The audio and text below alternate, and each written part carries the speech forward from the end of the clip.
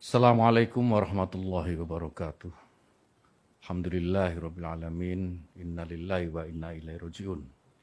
Bapak Ibu sekalian, ketika pertama kali saya mendapatkan berita bahwa saya harus menerima amanah sebagai salah satu pembantu Bapak Presiden dan Wakil Presiden di kabinet ini sebagai Menteri Agama, tentu yang saya rasakan adalah kaget. Karena dalam mimpi yang paling liar saya tidak pernah membayangkan menjadi Menteri Agama. Tetapi apapun tugas amanah yang sudah diberikan ini, saya sudah bertekad untuk mewakafkan seluruh hidup dan apa yang saya miliki untuk bangsa negara. Dan kebetulan sekarang mendapatkan kesempatan melalui Kementerian Agama. Saya akan melakukan apa yang paling baik untuk bangsa dan negara ini.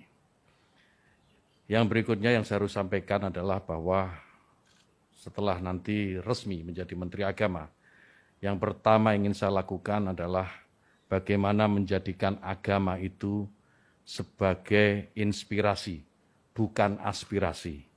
Artinya apa? Bahwa agama sebisa mungkin tidak lagi digunakan menjadi alat politik, baik untuk menentang pemerintah maupun merebut kekuasaan, atau mungkin untuk tujuan-tujuan yang lain.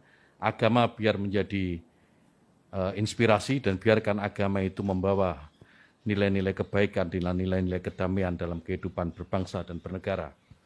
Kemudian yang kedua tentu tugas yang tidak mudah, yaitu bagaimana bisa meningkatkan yang pertama adalah ukhuwah Islamiyah.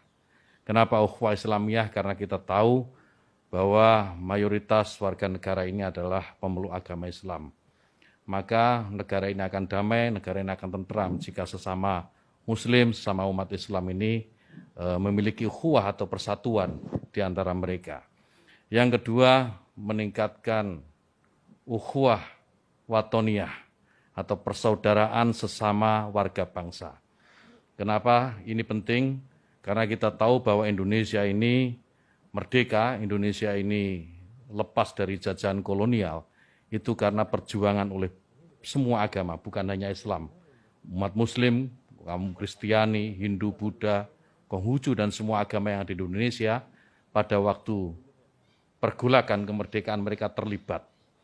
Sehingga maka penting ukhuwah watoniyah ini kemudian kita bangkitkan kembali, agar tidak ada satu kelompok pun, tidak ada satu agama pun yang mengklaim merasa paling memiliki negara ini. Semua berhak memiliki negara ini. Kemudian yang ketiga, ukhuwah basariyah, persaudaraan atau persatuan sesama umat manusia.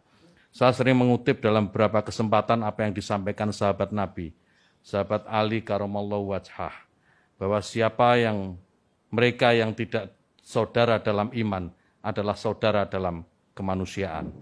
Ini saya kira penting untuk menjadi kesadaran bagi seluruh warga bangsa ini. Jika ini dilakukan, maka saya meyakini ke depan Indonesia ini dengan jauh lebih tentram, dan pembangunan yang tadi sudah disampaikan oleh beberapa calon menteri tadi, itu akan lebih mudah untuk diwujudkan.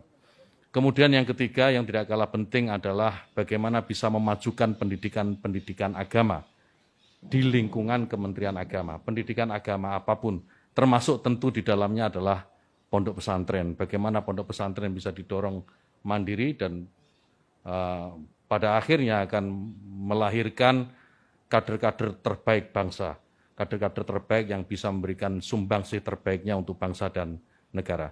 Saya kira demikian. Yang terakhir, mohon doa restu Bapak Ibu sekalian dan seluruh rakyat Indonesia agar amanah ini bisa saya laksanakan dengan sebaik-baiknya, istiqomah dalam kebaikan dan tentu saja membawa kemajuan bagi bangsa dan negara.